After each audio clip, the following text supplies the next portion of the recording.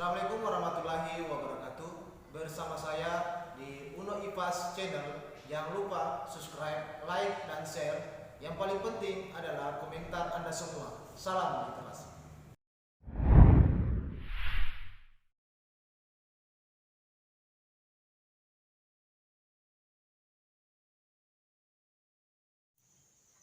Assalamualaikum warahmatullahi wabarakatuh.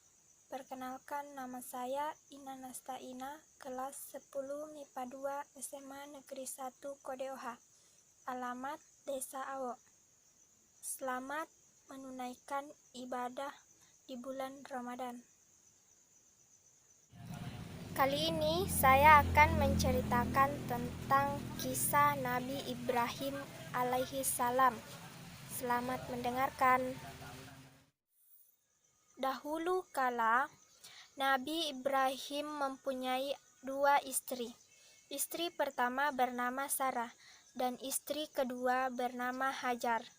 Sarah melahirkan seorang anak laki-laki yang dinamakan Ishak, dan Hajar melahirkan anak laki-laki juga yang bernama Ismail. Sarah merasa kurang senang hidup bersama Hajar. Berkali-kali ia meminta kepada suaminya agar Hajar dan anaknya dipindahkan ke tempat lain. Akan tetapi, Nabi Ibrahim tidak segera menurutinya.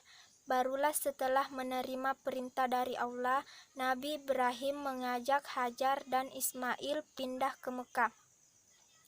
Ismail yang masih menyusu pada waktu itu terpaksa harus mengikuti kedua orang tuanya, menempuh perjalanan yang begitu jauh dan melelahkan. Hajar dan Ismail ditempatkan di daerah padang pasir dan tandus, sunyi, dan terik matahari yang menyengat kulit. Tak ada seorang pun orang di sana kecuali mereka berdua. Setelah beberapa tahun, Nabi Ibrahim alaihissalam meninggalkan anaknya dan istrinya itu. Ia pun merasa rindu. Beberapa kali ia mengirim utusan untuk melihat keadaan anak dan istrinya itu. Dan ketika utusannya mengatakan bahwa anak dan istrinya dalam keadaan baik-baik saja, Nabi Ibrahim pun merasa lega.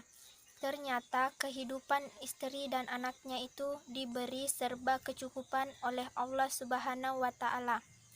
Hajar dan Ismail dianggap sebagai pemilik dan pemimpin di Mekah karena mereka berdualah yang pertama kali menetap dan bertempat tinggal di sana.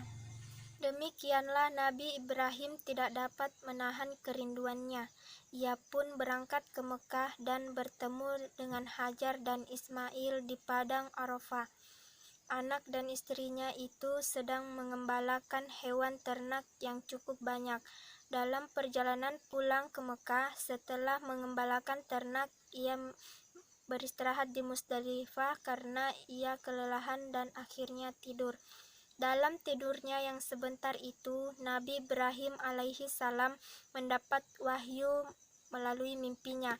Ia diperintahkan oleh Allah untuk menyembelih Ismail, anak kesayangannya itu, harus dikurbankan sebagai bukti patuhnya Nabi Ibrahim terhadap Tuhannya.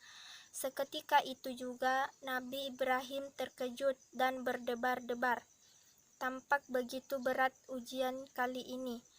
Ia pun akhirnya menguatkan hati demi rasa cintanya lebih besar kepada Allah Subhanahu wa Ta'ala.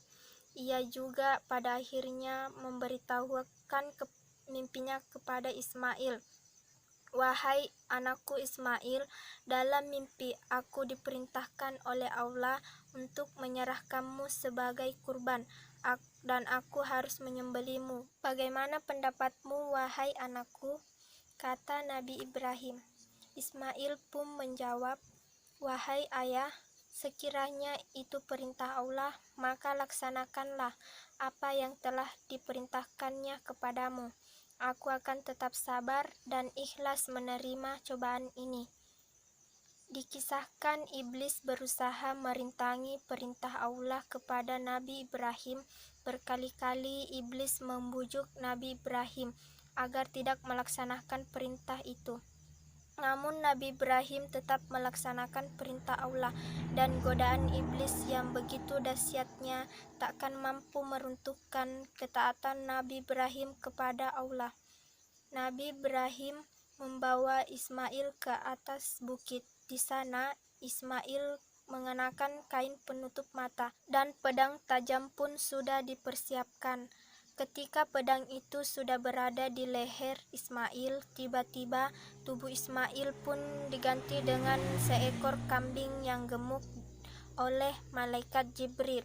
Dengan demikian, selamatlah Ismail dari penyembelihan. Allah Subhanahu wa Ta'ala berfirman kepada Nabi Ibrahim, "Hai Ibrahim, kau sudah melaksanakan perintahku dengan ikhlas. Sebagai gantinya, aku berikan binatang ternak untuk disembelih. Ini adalah cobaan besar bagimu."